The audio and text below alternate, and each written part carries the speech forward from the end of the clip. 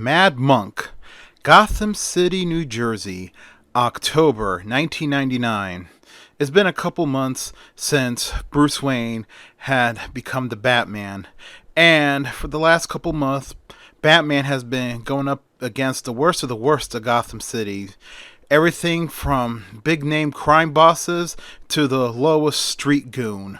Well, now Batman was going to face a new challenge. It was a little past midnight on a Tuesday, and at a local Motel 6, Lieutenant Gordon and the police were there. There was a crime scene in one of the rooms, a grisly murder. It was a cult-like murder. It was the 8th within a week and a half. And the lieutenant was looking around as CSI was collecting evidence and the crime scene photographer was taking photos. Then Lieutenant Gordon steps out. He walks to the back of the Motel 6 where it was quiet, and he waits for a few moments. Then he hears a familiar voice. "I'm here, Lieutenant Gordon." And Jim Gordon turns around and he says to Batman, "Well, at least you didn't scare the crap out of me this time." And then Gordon goes on to explain to Batman what was going on. "Well, buddy, we have another cult murder. This time the man was crucified to the wall of his room, and whoever murdered him wrote in his blood on the wall in Latin the words, 'God giveth and God taketh.'" And then Gordon asks Batman, "Mean anything to you?" And Batman says to Gordon, "No, it could mean a number of things. Who knows what was going on through the murderer's mind when he wrote that." Then Gordon turns around to make sure nobody was coming around the corner as he says to Batman, "Well, as soon as CSI gets the results and I get everything onto the computer, I'll email you everything," says Gordon. Then when he turns around, Batman was gone. And Gordon says, "One of these days, I'm going to tie a cowbell to that man." The next morning at the home of Julie Madison and her dad, the lawyer Bill Madison, it was a typical morning. Julie got up early to make her dad breakfast before she went off to school, while her dad was getting ready for another day at work. He soon comes down and he says to his daughter, "Good morning, honey." And Julie says, "Good morning, Dad." And then she serves her dad breakfast. Then she puts her breakfast plate on the table and sits down, and they begin to eat. Julie had noticed a concerned look at her dad's face. And her dad was one of the lawyers defending Carmine Falcone in court. And of course, her dad hated Carmine Falcone, but suddenly he had to defend him in court. And Julie suspected that maybe Carmine had something on her dad, something that was very incriminating. All Julie knew was that it was eating her dad up. And then Julie asked her dad, "So Dad, how's the case going?" And Bill says, "I don't want to talk about it." And Julie says, "Come on, Dad. Whatever's going on is eating you up. Maybe if you talk about it, you feel better." And then Bill says sternly to his daughter, "Listen, Julie, I'm going to tell you for the last time, I don't want to talk about it." But Julie was very persistent, and she says, "Okay, Dad, don't talk about it, but I don't want to hear you complain when you're losing sleep and complain when you come back home from court ready to quit your job." And Bill says, "Listen, Julie, you're a smart girl, and use that intelligence to keep out of things that could get you in trouble. There's knowledge that can get you in trouble, or even worse, killed. And I don't want that to happen to you," he says to Julie. And Julie says, "Fine, Dad, but if something is going to happen, would you please tell me so I could leave the house?" And then Bill lets out a slight smile and he says, "Okay, I promise you that," he says to Julie. And then he says, "I gotta go. I have to get to the office to do some things before court starts." And then Bill gets up and then he asks his daughter as he was putting on his coat, "What time is dinner going to be tonight?" And Julie says, "Well, you might have to eat out tonight, Dad. I'm going over to Bruce's place tonight." And Bill says to Julie, "Oh, Julie, really? I really don't like Bruce Wayne," he says to Julie. And Julie says, "Dad, I know you don't like Bruce Wayne because you think he's too old for me." Well, newsflash, Dad, Both of us are 18 years old. And Bill says, wait a minute, he's 18? And Julie says, yes. And then Bill says, I thought he was older. And Julie says, no, Dad, you may think he's older since he's already graduated college, but no, he's 18 just like me. After Bill finishes putting on his coat, then he says to Julie, well, Julie, don't think that I don't like Bruce Wayne because he's rich. And then Julie says, Dad, he's not that rich. He has a few $1,000,000 left over from his college fund, and he is getting paid for being an intern at Wayne Enterprises. And Bill was even more shocked, and he's like, really? Bruce is being paid to be an intern at his family's company? And Julie says, yes, Dad, he's being paid $20,000 a day just to show up and learn how to run the company by Lucius Fox. And then Bill's like, never mind, you could keep on dating Bruce. But I just gonna say this, honey, he acts very eccentric. And Julie says, that's what I like about him, Dad. He's weird. It's all part of his charm. And then Bill lets out a slight smile, and he says, stay safe and stay warm, honey. He kisses his daughter and leaves for work. Then Julie cleans up the mess in the kitchen and then grabs her coat and heads off to her classes at Gotham University. While at the same time at Wayne Manor, Bruce Wayne was finishing up his breakfast, and then he gets up, goes to the bathroom, shaves, and then goes to his bedroom and puts on his business suit. As he was leaving, he gives Aunt Harriet a big hug, and he says to Aunt Harriet, Julie's coming over tonight to visit me. And then Aunt Harriet says, oh, that's so wonderful. Then Bruce heads out the door to work at Wayne Enterprises. After Bruce leaves, then Aunt Harriet says, oh, God in heaven, I hope those two get married, she says, and lets out a slight smile and walks off getting ready to do her daily activities at the manor. Meanwhile, at Gotham University, it was just a normal day for Julie Madison as she was going to her classes. Later in the courtyard, she meets one of her friends, Mandy, and she was explaining to Mandy all the problems that she was going through with her dad. And then Mandy says to Julie, well, Julie, I may have a solution to your problem, she says. And then she goes on to say to Julie, there's this church youth group that's run by a priest. His name is Father Demetrius Almacan. And then Julie's like, that's a unusual name, Almacan. And then Mandy says, he's not alone. There's a woman with him, his assistant, Sister Nicoletta Thomas. And Mandy says, they're good people. You should come tonight. And then Julie says, oh, I'm seeing Bruce tonight. And then Mandy says, listen, Julie, forget about Bruce, so you don't see him tonight. One night's not going to hurt. And Julie says, we haven't seen each other in 3 days. And then Mandy says, don't worry, Julie, he'll live.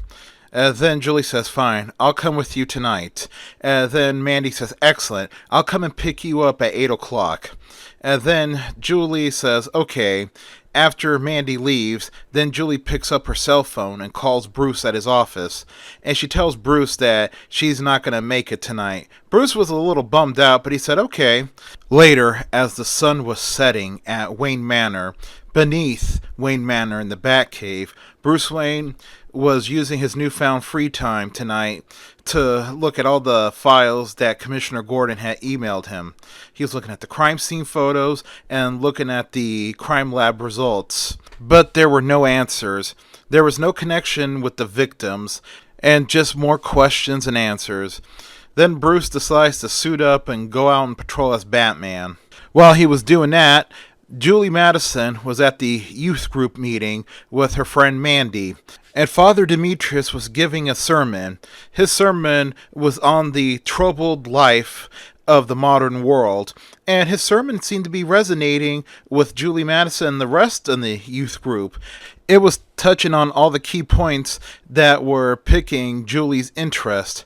After the sermon, then the group just sat together and just talked about their problems, and Demetrius seemed to be your typical compassionate and charismatic man.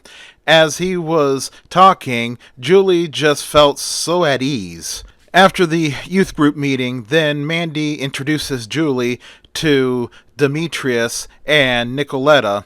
Everyone shook hands, and Demetrius says to Julie, "Your friend Mandy here has told me about your problems with your father, who's defending that criminal scoundrel Carmine Falcone."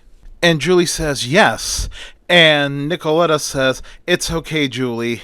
Your father's just doing his job as a lawyer." And then Julie says to both of them, "He's not doing it by choice. Falcone has something on him. That is Falcone's game. He always has dirty information on people, and he threatens them with it." And then Demetrius says, "That's typical of every crime boss. They dig up everything shameful to an individual and use it against them so they could serve them." And then Nicoletta says to Julie, "You could come to us anytime you want, Julie. We're all family under the Lord," she says. And then Julie says, "Thank you. I think I'll come to your next meeting. When is that going to be?" And then Demetrius says, "Oh, that's going to be next Friday at 8 p.m. And then Julie says, "I'll see you there." And then the meeting was over. Later on that night, in an old abandoned church somewhere, there was a bizarre religious ceremony going on, as the members of this group were all wearing white hooded robes. They were walking in circle around a bizarre symbol that had a cross and several lines around it. They were chanting something in Latin. As they were walking around in a circle, they raised their arms in the air and lifted their heads into the air as their chants got louder. Sitting on the throne near the chanting was a sinister figure wearing a blood-red colored capirote with a skull and crossbone on the forehead of the hood. And he sits and watches. And after the chant was over, then he gets up and walks over to his followers, and he says to them, "All Saints' Day is coming, and we must find a sacrifice for All Hallows' Eve." Then he raises his arm in the air and lifts his head and starts screaming a prayer in Latin for God to find them a person that would be worthy for sacrifice. The next afternoon, as Bruce Wayne had gotten home from his interning job, he hears the doorbell ring. He quickly turns back around and opens the door, and it was Julie. His face lights up, and he says, "Julie, you're here." And then Julie's face lights up, and she says, "Yes, Bruce, I'm here." And then she comes in, and Bruce shuts the door, and then Bruce says, "I just got home from work. Come on, sit down. You want something to drink?" And Julie says, "No, I'm not thirsty, nor hungry." And then the two of them sit down on the sofa, and then Julie shares what happened to her the night before, and she says, "Bruce, I went to a youth group meeting that is run by Father Demetrius Almacan and his partner, Sister Nicoletta Thomas. They both were Catholic clergy who left the Catholic Church. Well, they didn't really leave, but they started a youth group to help people in need their way," she says. And then she goes on rambling about the meeting she went to last night. And Bruce is like, "Well, I'm glad you found Jesus," he says. And then she says to Bruce, "I didn't find Jesus. I just found someone who understands my problem, and it's helping me." And then Bruce is like, "What about me?" And then Julie says, "Bruce, you're a great help, but you're not professional help," she says. And Bruce says to Julie, "Julie, be careful.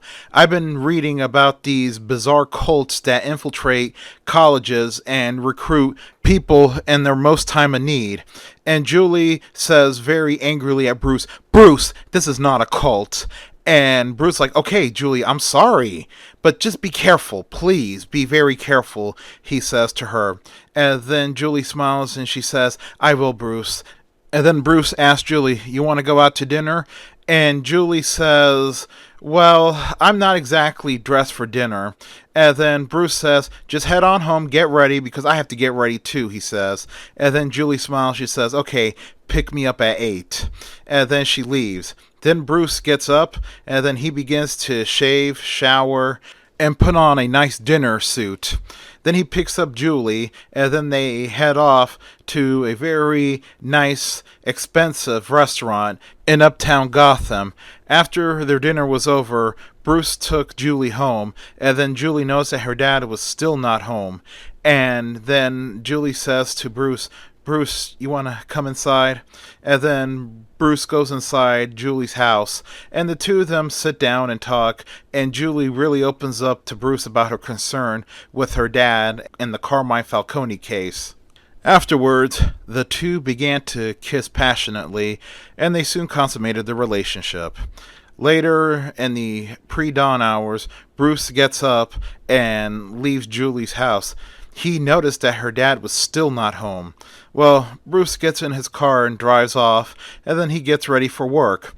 Julie, of course, when she wakes up, was happy, but she was also sad to learn that her dad was still out, and she wonders where her dad is at. Throughout the workday, Bruce couldn't stop thinking about Julie. He was really in love with her. He was even thinking about marrying her. But then he thought to himself, I'm 18 years old. I'm still young. But then Bruce realizes, yeah, I'm 18 years old. I'm going to inherit a sizable fortune in a not too distant future. And right now, I have a great job that pays handsomely. And then Bruce thought to himself, should I let Julie finish college first, then marry her? Or should I tell her to drop everything and be a stay-at-home wife? But then Bruce thought to himself again, what about her dad? Her dad does not like me, and Bill has a lot of skeletons in his closet. And then Bruce also thought to himself, what about my alter ego Batman? Batman has affected a lot of good change in Gotham as of late. Do I tell Julie about my alter ego? Or do I just keep that a secret and find a way to keep going out into the night to fight crime? And then he says aloud to himself, it's easy with Aunt Harriet because Aunt Harriet takes her sleeping pills and she's dead to the world all night long. But then Bruce is like, I need to really think this out. Meanwhile, the next night, in Father Almacan's bedroom, Father Almacan wakes up from a horrific nightmare. Oh God, oh my God, that bat demon, he haunts my dreams. I fear he's coming to get me. It seems that Father Almacan is haunted by demonic bats in his nightmares. The following night, there was another youth group meeting, but this time at an old church right in mainland Gotham, nearly outside the city limits.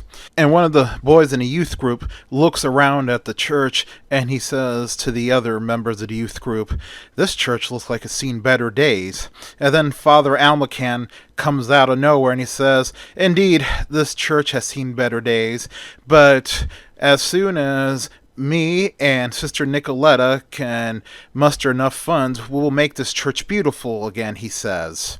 And then he says to the youth group, all right, everybody, are you ready? And everybody says yes. And then the meeting started. After the meeting, everybody left. Mandy was about to get into her car when she realized she forgot something. She forgot her compact that she left outside by her. She was doing a little bit of her makeup before the meeting started. Well, Mandy goes back into the church, and as she was nearing the area where she was sitting at during the meeting, she overhears Father Almacan talking aloud to Sister Nicoletta. She was curious because what she was hearing was kinda not normal, so she decided to get closer so she could hear better. And there she overheard what Father Almacan was saying to Sister Nicoletta. All Hallows Eve is approaching, and we must choose a sacrifice from this group of young people. And Sister Nicoletta says, but which one? And Father Almacan says, I will draw the name out of the hat, and whoever's name gets pulled out will be this year's sacrifice. And then Mandy says aloud, oh my God. Then she realized what she did and covered her mouth. She quickly decided to run out. As she was running out, suddenly several men came from behind the pillars to try to grab her.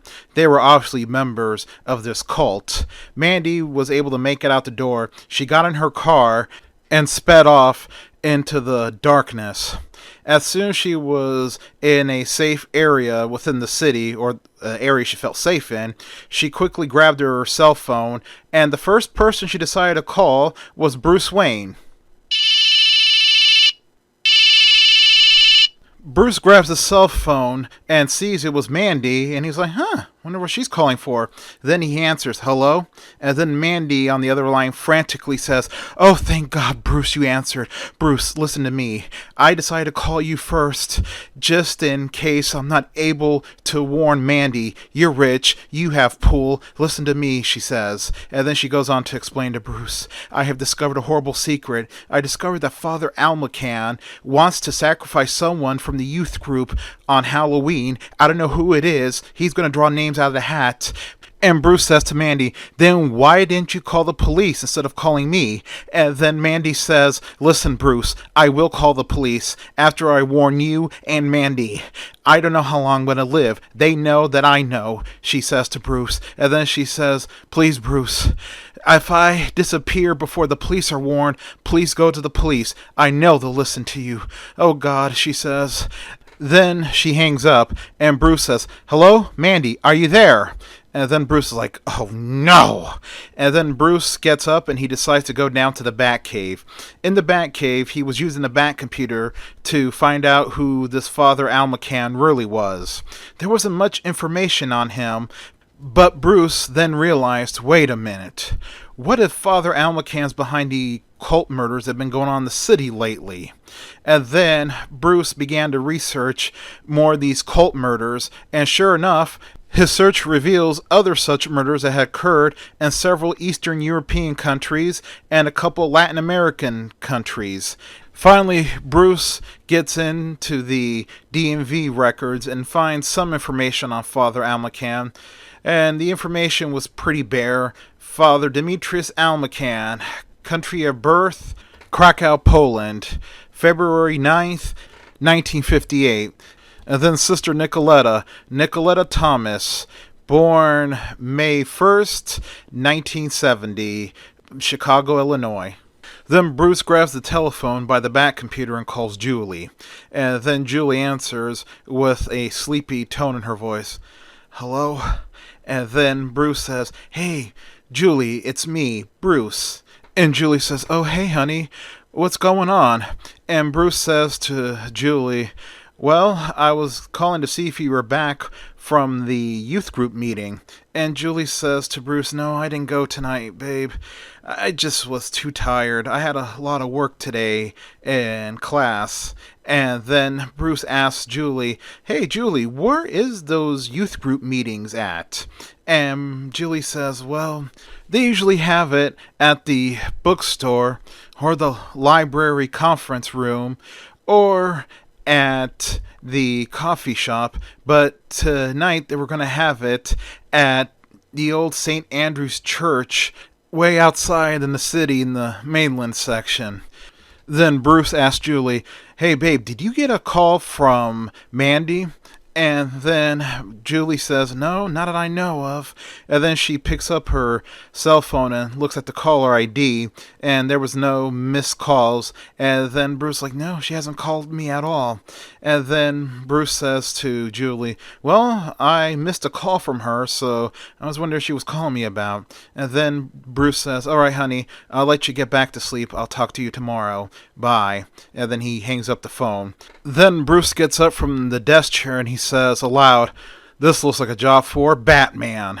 And then Bruce Wayne quickly runs over to the Bat costume vault, changes into the Bat costume, and then jumps into the Batmobile and speeds out of the Batcave. Batman arrives at the apartment where Mandy lives at. He gets into Mandy's apartment through the window, and he sees to his horror that he was too late. There was definite signs of a struggle. There were a lot of things on the ground, and there was blood everywhere. And then Batman sees a lifeless body on the ground. He turns the body over, but it was not Mandy. It was Mandy's roommate. She was shot dead. And then Batman begins to do some detective work, looking for any clues. He eventually goes out to the hallway, but the hallway was pretty clean. So Batman leaves the scene and does an anonymous tip to the police. Later, the police come and do their thing, and the next morning, Mandy's body was found out in the railroad yards. 2 days later, at a local cemetery, Mandy was laid to rest. At the funeral, all her friends were there, including Julie, and Julie was there with Bruce. And also, Father Almacan and Sister Nicoletta were there, and Father Almacan was doing the sermon. After the service was over and the coffin was lowered into the earth, Father Almacan walks up to Julie and says, "I'm terribly sorry what happened to Mandy, Julie. I know you and her were very close friends." Then Julie says to Father Almacan, "Oh, where's my manners? Father Almacan, this is my boyfriend, Bruce Wayne."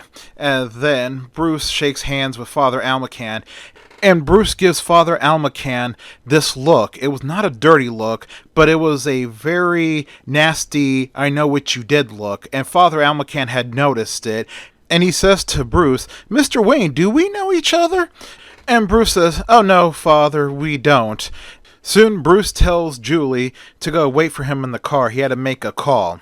Julie heads off to Bruce Wayne's car, and then Bruce Wayne made sure he was actually nearby Sister Nicoletta. He grabs his cell phone and pretends to talk into it, and he says loud enough for Sister Nicoletta to hear it, saying, "Lieutenant Gordon, it's me, Bruce Wayne. Listen, meet me tonight at 11 p.m. outside Delmonico's on 28th Street. I have information about Mandy's murder. She called me the night she died. She told me everything. I'll be waiting for you inside a brand new maroon Toyota Camry. You can't miss it. It has a spoiler on the back." And then Bruce hangs up the phone. Sister Nicoletta quickly hurries away, and Bruce walks off with a slight smile. Later that night at the meeting place, the maroon Camry was parked on the side of the road across the street in front of Delmonico's. And from behind comes an old Ford van, and as the Ford van was coming up towards the Camry at a slow speed, soon the windows on the passenger side open up and several guns come pointing out and begin to open fire on the Camry. Then the van begins to speed off. Suddenly, a vehicle that was parked 2 cars behind that Camry begins to pull out. It was a 1978 Chevrolet Monza. It was painted a very, very deep red color, and its xenon headlights turn on. It was the Batmobile, and Batman floors it, giving chase to the van.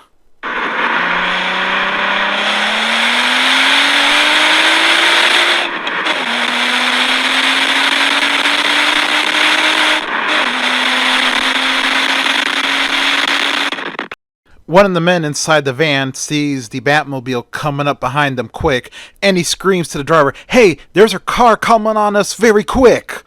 And then Batman, getting close to the van, decides to activate the nitrous system to ram the van off the road. The driver of the van loses control after the rear collision, and the van crashes on its side and slides into a music store. The Batmobile pulls right up, and Batman gets out of the Batmobile holding a flashbang. And as soon as the guys in the van start crawling out, Batman throws the flashbang on the ground.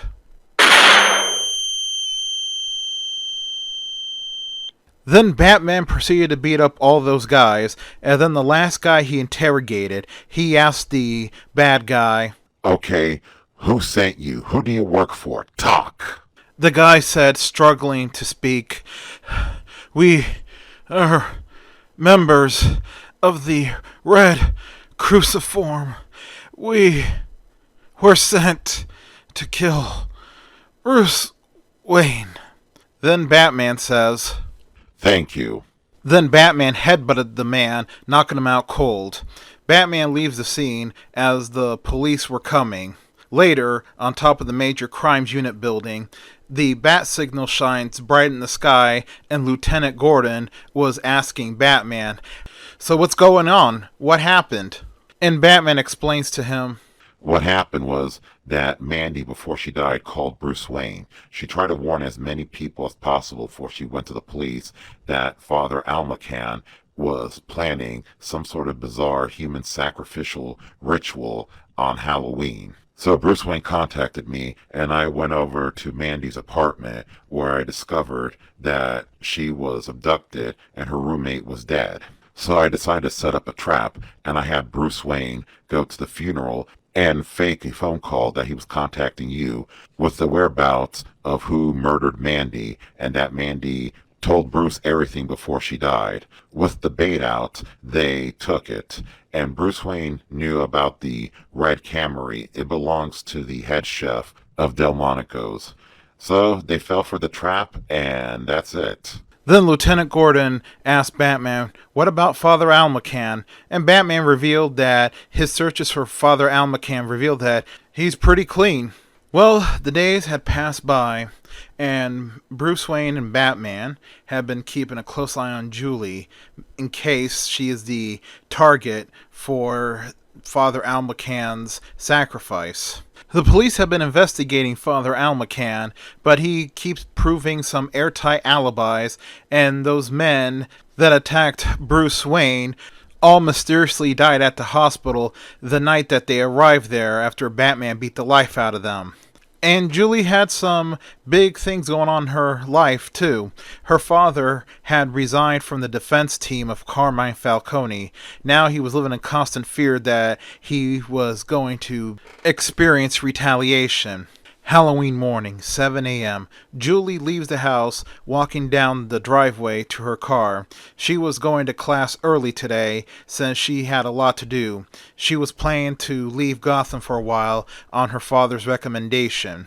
As she was heading towards her car, suddenly several men came out of nowhere and grabbed Julie. They put a sack over her, and then they ran down the driveway to the street, where a van quickly pulls up, and they throw the bagged Julie into the back of the van, and the rest of the men get in, and they speed off. Her dad had seen what happened and quickly called the police. That night, on top of the MCU building, Batman was arguing with Lieutenant Gordon, saying, And I'm telling you, Jim, it was nobody in Falcone's organization that kidnapped her. It was guys working for Almacan. This whole thing with her dad quitting Falcone's defense team was just impeccable timing. Then Detective Harvey Bullock comes up to them and says, "Hey, Lieutenant, we got the warrant." And Lieutenant Gordon says, "Excellent." Then Batman says to Lieutenant Gordon, I'm going to St. Andrews, and if I'm right and Julie was kidnapped by Almacan, you'll see a fireworks show tonight. Soon Batman returned to the Batcave and loaded up with extra equipment. Then he goes out to the barn behind Wayne Manor. He goes in through the side door, and soon the main doors of the barn open up, revealing a dark blue gyroplane that was coming out. Soon the gyrocopter picks up RPM and takes off.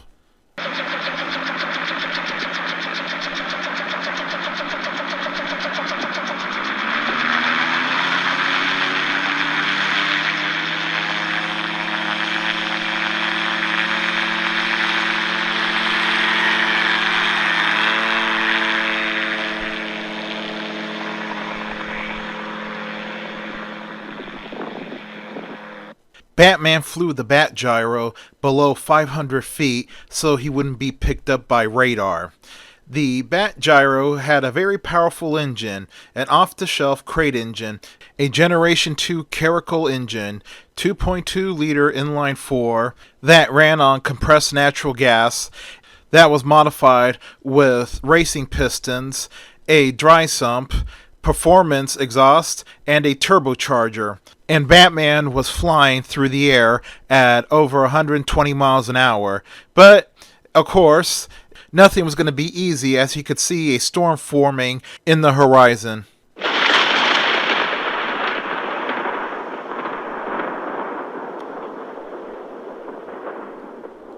Meanwhile, at the old St. Andrew's Church, inside the ritual was commencing, and Julie was tied to a St. Andrew's cross, which is an X-shaped cross. The cult members, wearing white robes, were walking around her, saying Latin chants. Julie could see Father Almacan wearing his blood-red capirote with the skull and crossbone on the forehead of the hood, and Sister Nicoletta was wearing a blood-red nun's outfit.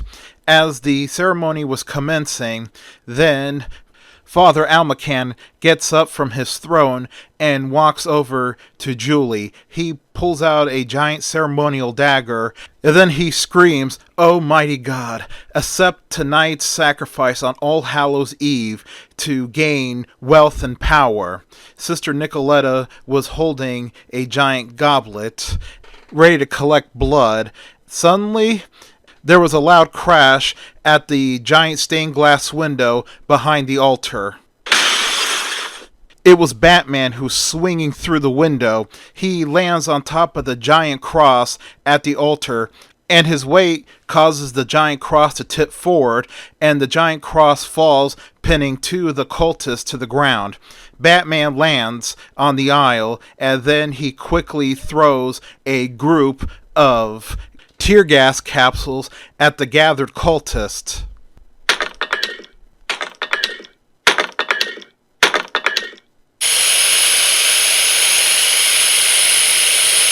The cultists were tearing and gagging, and they quickly ran out to their cars, but as they ran outside, they were greeted to a huge chain of explosions.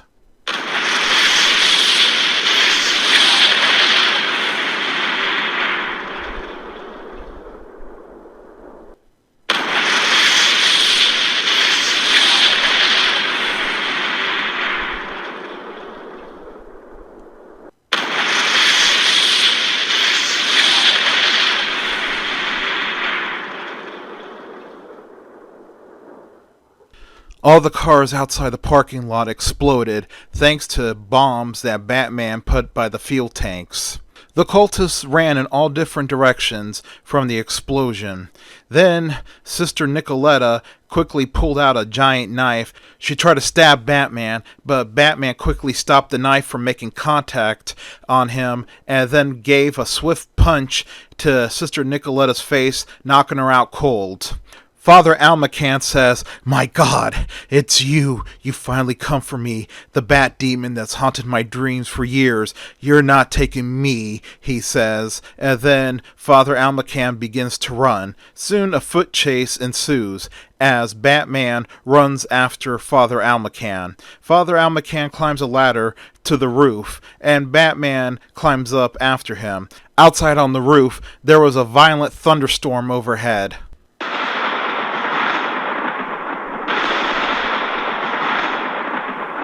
Batman couldn't use the night vision to pin down where Father Almacan was at because the bright flashes of lightning would blind him. Soon, Father Almacan runs towards Batman with his ceremonial dagger, and the two begin to have a violent struggle on the roof. As the two men struggle, Batman quickly headbutted Almacan right in the forehead. Thanks to the metal underneath Batman's cowl, it was a very hard hit, and Almacan was disoriented. Then Batman shoves Almacan to the right, and Almacan falls and slides down the roof. Then Almacan falls off the roof, and Batman hears a noise. Batman carefully goes to the edge of the roof, and there he could see that Almacan was impaled on the black iron fence of the church. Then it began to pour down rain. Batman gets back inside the church, and he frees Julie from the St. Andrew's cross. He asked her if she was alright, and she says yes. Bruce wanted to reveal his secret identity so badly to Julie, but he was able to refrain. And when he heard the distant sirens of the police coming, he knew it was his cue to leave. So Batman runs out, and then as the police were arriving, they could see the Bat Gyro taking off. The next day, November 1st, it was a late afternoon as the days were getting shorter, and Bruce was sitting on a bench in Robinson Park. It was a particularly nippy day, and Bruce sees everybody jogging, riding bikes, and just trying to get everything done before the sun sets. And it was a nice, clear day as the sun was casting its dusky glow on everyone. Soon, Bruce sees a familiar figure walking down. It was Julie, and she was heading towards Bruce. Then she sits next to Bruce. She was holding a orange autumn leaf, and she says to Bruce, "Bruce, I called you here because I have bad news." Bruce's heart sank to his stomach, and he asked Julie, "So, what's the bad news?" And Julie says to Bruce, "Bruce, I'm leaving New Jersey. Me and my dad are heading out to California." And she says to Bruce, "It's because this whole thing with Falcone, he's just worried." And Bruce asked Julie, "What about us? I love you." And Julie was about to let out a smile, but then the smile was gone on her face. And she pauses, and then she says, with the same exact coldness of the air, "Bruce, it's over between us. Goodbye, good luck." And then she gets up and walks away from Bruce. The sun had almost set, and then Bruce gets up and he walks towards his SUV. Once inside the SUV, he turns on the engine, and the radio station that the radio was set at was playing the Ozzy Osbourne song, "Goodbye to Romance." How fitting, he thought in his mind. There was a great sadness over him. As he was driving off, he began to sing along to the words of the song. Bruce had lost the first love of his life, a woman he was thinking about marrying, but now all those dreams were gone. But we know, dear listeners, that this won't be the first or the last woman that Bruce loses in his life. Like and subscribe. The end.